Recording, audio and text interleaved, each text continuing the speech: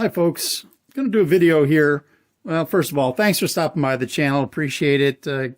If you like what you see, please give me a thumbs up. I'm going to do a quick video here showing you how I paint my ThreadFin shad pattern. So you can see here it's kind of dark on the top. It has a purple shoulders, little chartreuse in the middle, and blue and white belly. This is a super simple pattern to paint and really quite effective. So I'm going to do all these guys you see in the background here. When I paint a pattern like this, I usually do 5 or 6 lures at once just because it's a lot more efficient. And you could look at my box here. I tend to do the same pattern over and over. You know, if I'm going to lose a lure, I want to have another one. So that's what I do, and I'll bring you along for the ride. So first thing we're going to do is start with the pearl silver. I like this color. I think it gives a reasonable facsimile of the side of a baitfish. So we're just going to start with that. And you'll notice that I've already painted all the blanks white. Paint them white just because your colors tend to be a lot brighter when you start out with white, because it's going to be shining through. Now, my airbrush is old and it's falling apart, but we're going to see if we can make it work. It was a decent airbrush at one time, but not so much now. So we'll just go through and start spraying some silver here.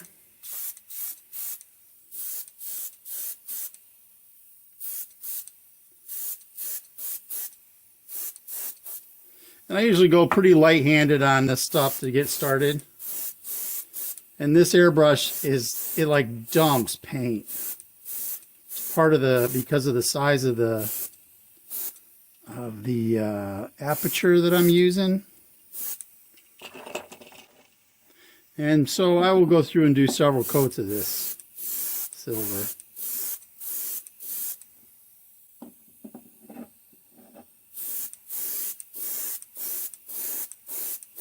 Now you notice I'm not all that concerned about the belly on these, because I'm going to be painting the bellies with a pearlescent white. And this is a gigantic knockoff lure that's for, I think it's for muskies. I haven't fished for muskies in years, but I had the silly thing and it's been in my box forever. I thought, well, what the hell, I'll paint it. One of the things that I said in my last video is that we're going to be doing some action testing of these lures that I've modified. I'm trying to make them work as a wake bait, and so I'll show you those here in a little bit too.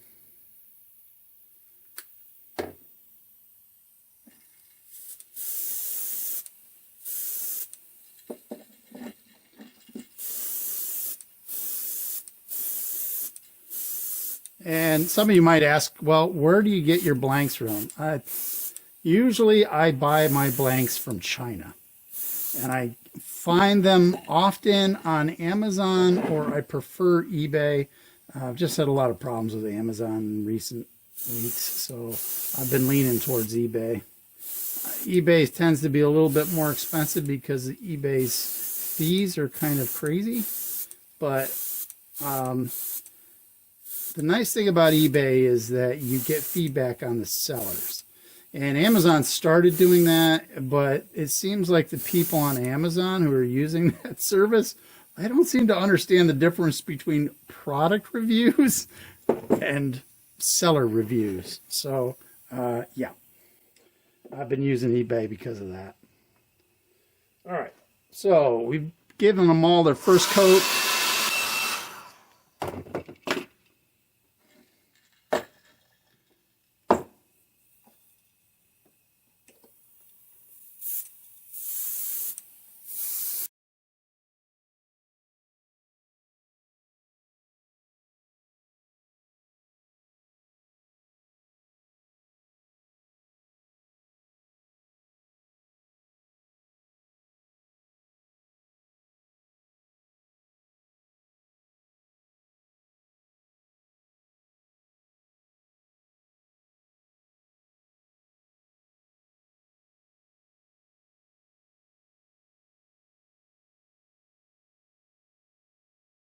Okay, so generally speaking, you're going to paint light to dark, and I say that generally speaking because in this particular pattern, you're going to notice that I don't necessarily follow that general rule.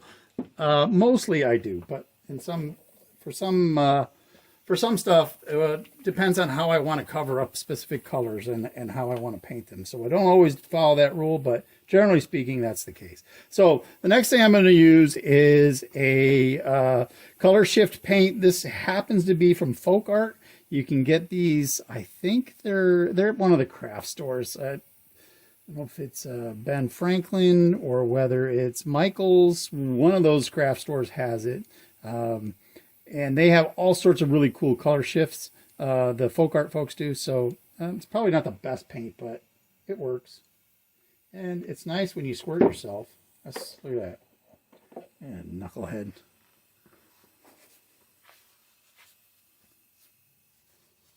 So with an airbrush, as you push down, you get more air. And as you pull back, you get more paint. So we're going to push down and only slightly back. And we're going to try to put just a little yellow stripe along the side here.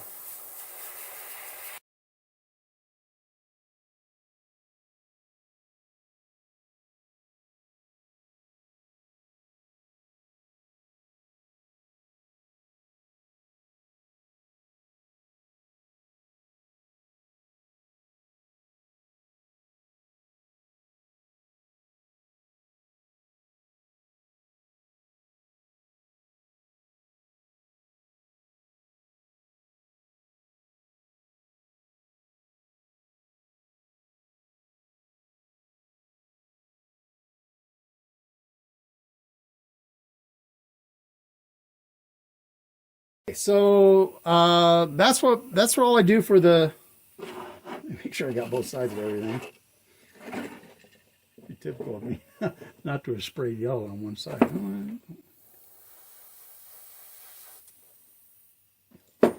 Okay, so that's my chartreuse. That's that little bit of chartreuse. And when I have paint like this, I can put it back in that and back in here if I want, but I don't like using black on any of my lures.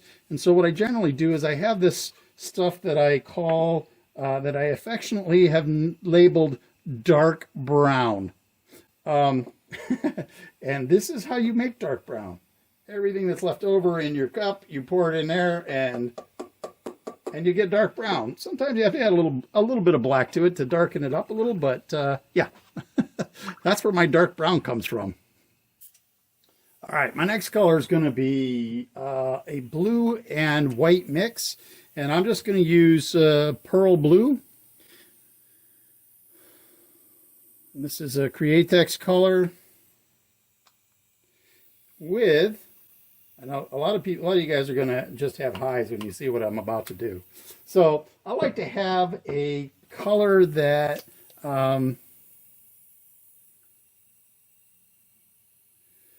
that's lighter because I don't have to worry about how heavy I lay it on. I like to mix it up in a color.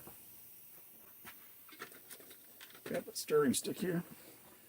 I like to mix it up with a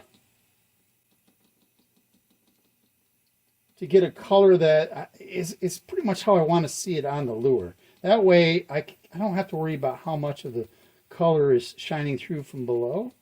I can or how heavy I put it on. So I got kind of a light blue here, which is what I'm after. A little bit more white to it, and I've got way more paint than I need. All right, now I'm going to do the bellies on all these. And you're saying, holy shit, Pat, you're making that way bluer than it's on the sample. And you're right, I am. And I'll show you why here in a little bit.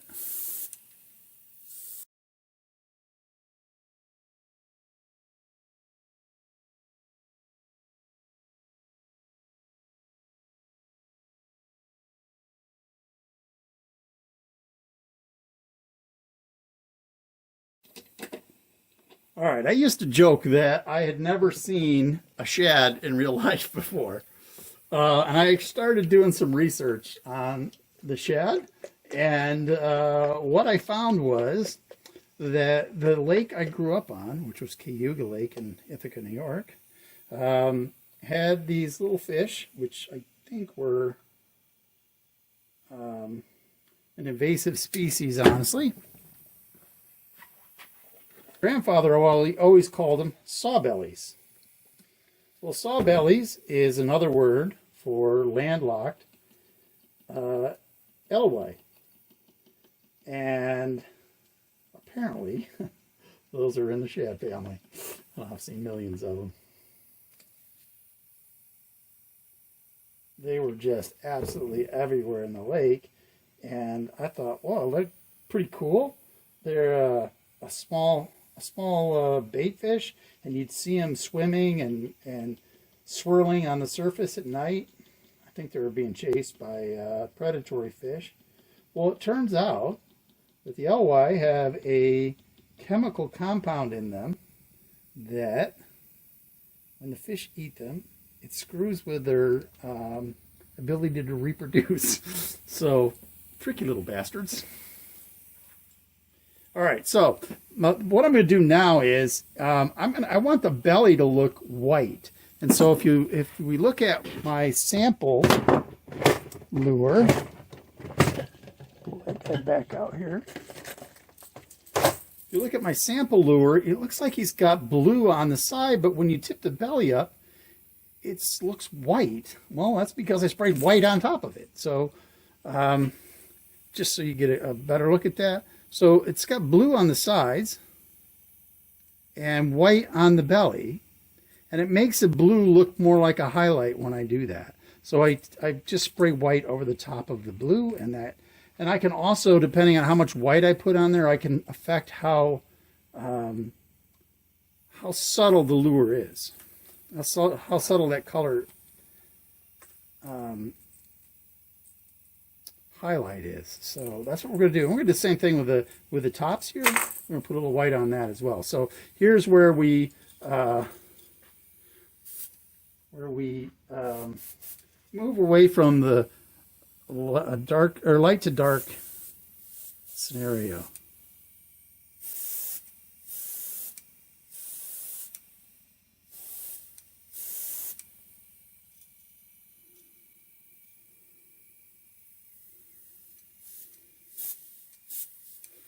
Come back and give that another little blast here in a bit.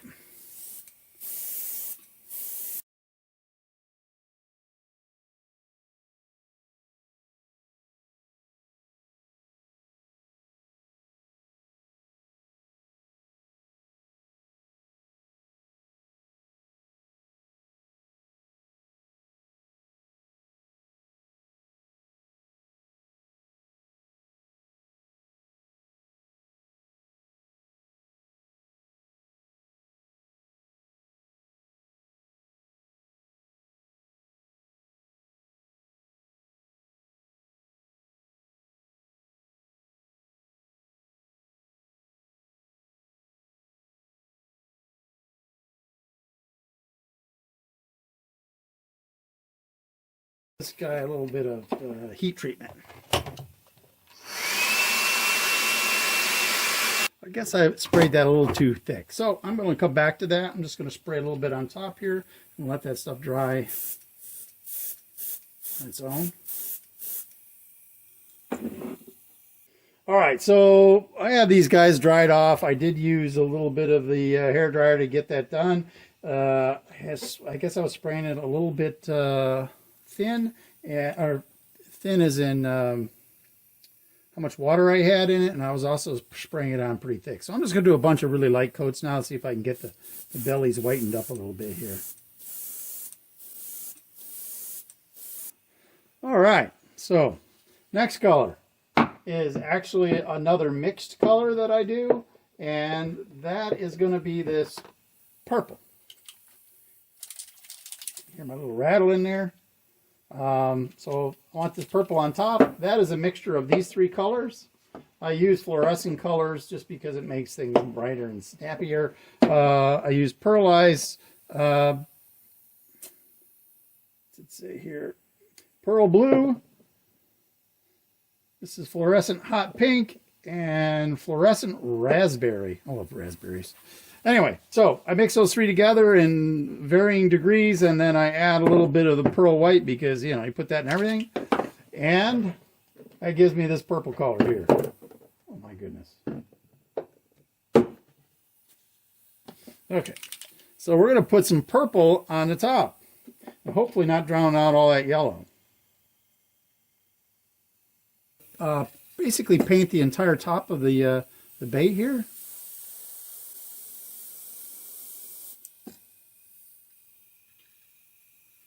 I might go a couple times around with that.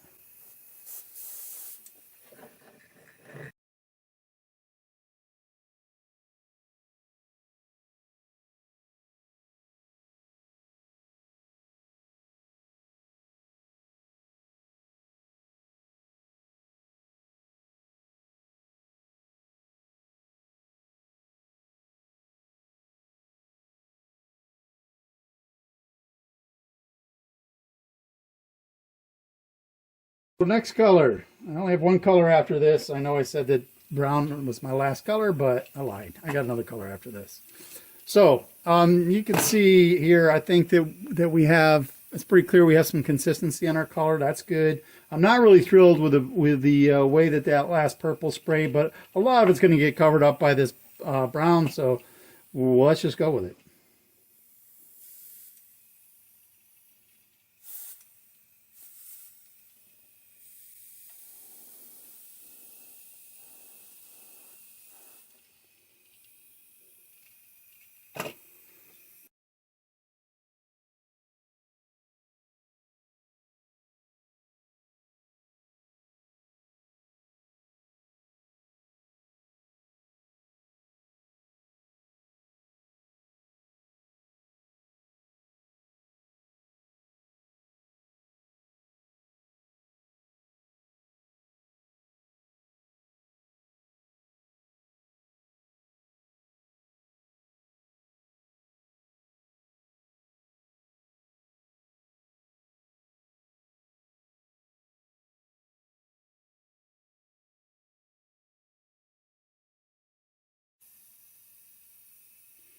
All right, let's go with that.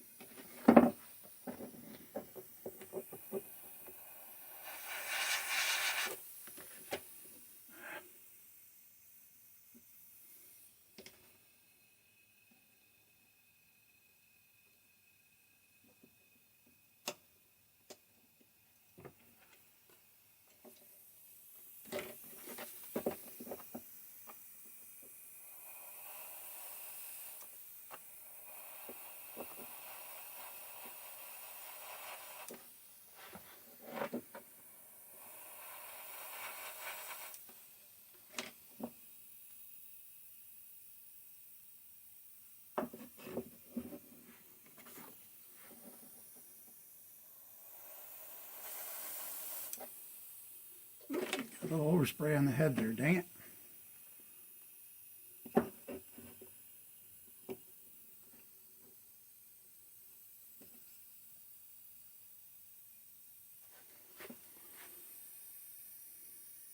I'll live with that.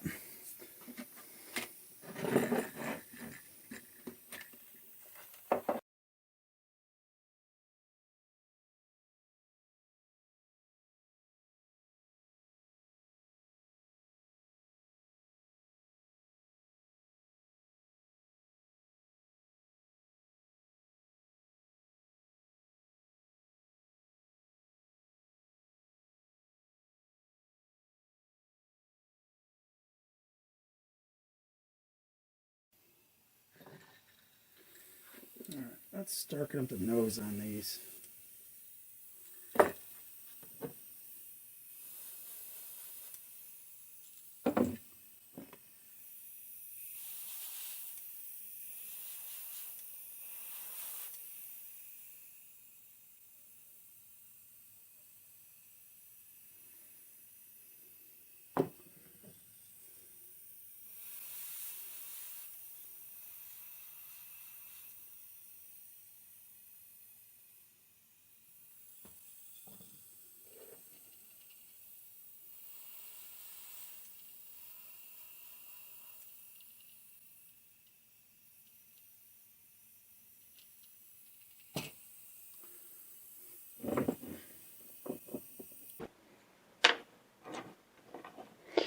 All right, so let's go back and take a quick look at the example lure we have here. This is one that I painted earlier, believe it or not. And I think we came in relatively close to the same sort of pattern. I'm a little frustrated because I lost a lot of the yellow, the chartreuse look to it, but generally speaking, I think we're in the same ballpark. But there's one last thing that I did to this lure that I haven't done to these guys, which is to put this Dragonfly Glaze on there. And this particular Dragonfly Glaze is the violet blue shift, the red violet blue shift.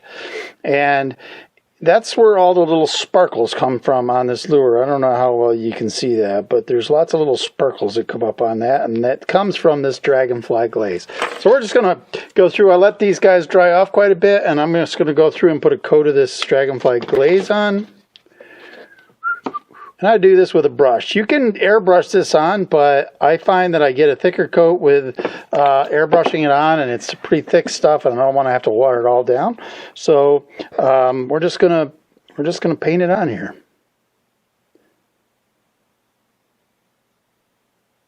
And you can see, I don't know if it comes up on the how well it comes up on the video, but it'll give you a really blue sparkle tint, just like you would see on a regular minnow. And so it does add quite a bit of pizzazz to the lure. And pretty much everything that I paint, I put this stuff on. I love it. And it dries clear. You're probably seeing it looks a little white as it's going on, but it does dry clear. And all those little sparkles just pop right out. Looks fantastic.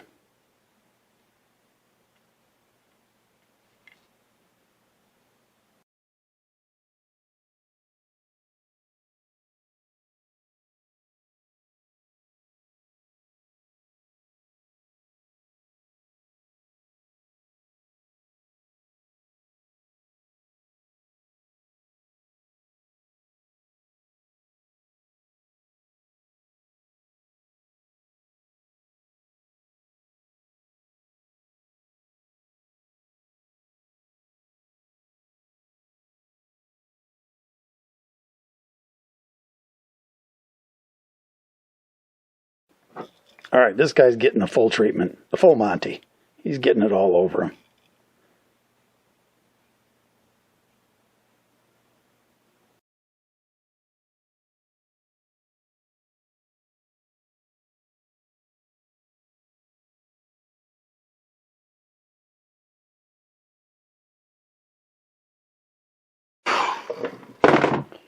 All right, there we go. Now we're just going to let those dry overnight, and we'll put some eyeballs on it and clear coat. All right, let's put some eyeballs on these things.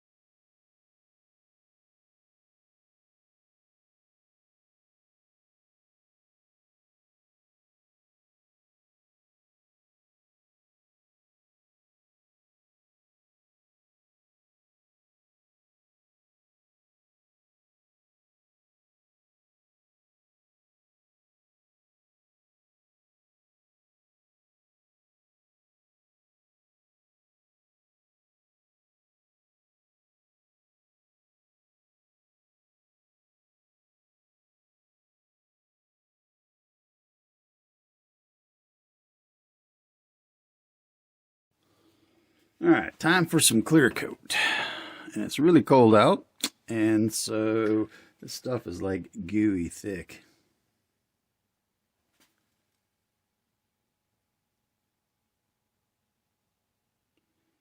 I don't usually paint the bills, but you can just paint the lip bill, whatever you want to call it. With clear coat, it's fine.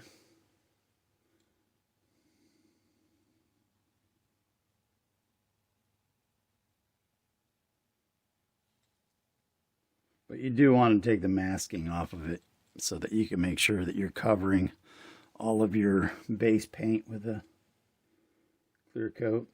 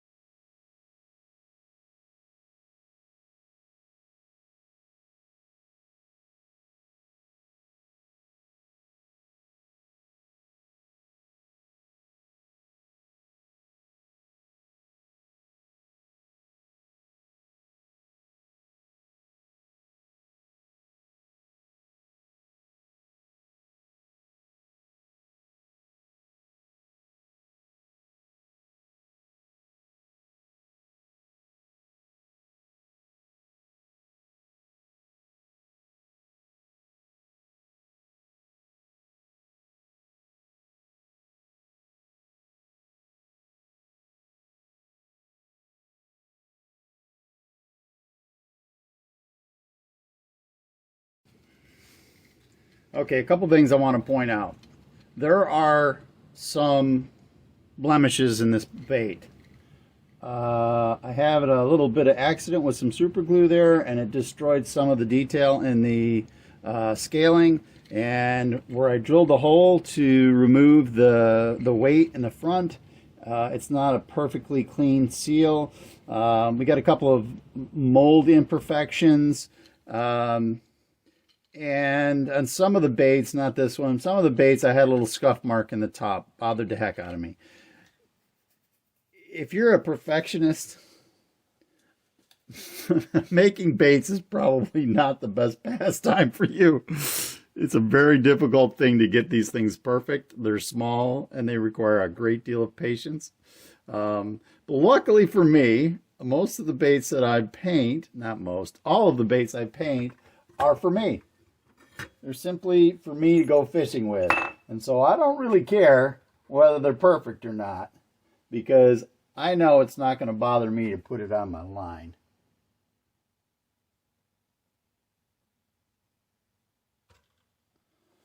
So that's really my criteria. If I look at a bait and I go, you know what, I'll never tie that on, it looks disgusting, then I'm going to strip it down and start over. But if I look at that and go, yeah, that's pretty good, even though there's blemishes in it, my feeling on it is that, hey, if a fish can ignore the giant treble hooks that are hanging off the bottom of a lure, it can ignore a small little scratch. And I can tell you that most of the musky fishermen or the pike fishermen out there, they can tell you that once it gets some teeth marks in it, it does not affect the effectiveness of the bait at all. So don't let the little imperfections in a bait ruin your enjoyment. It's these baits, you know, they're going to work just fine. If it has a few little imperfections in it, it's not the end of the world. Take a deep breath, paint it, be done with it. Put it in your tackle box.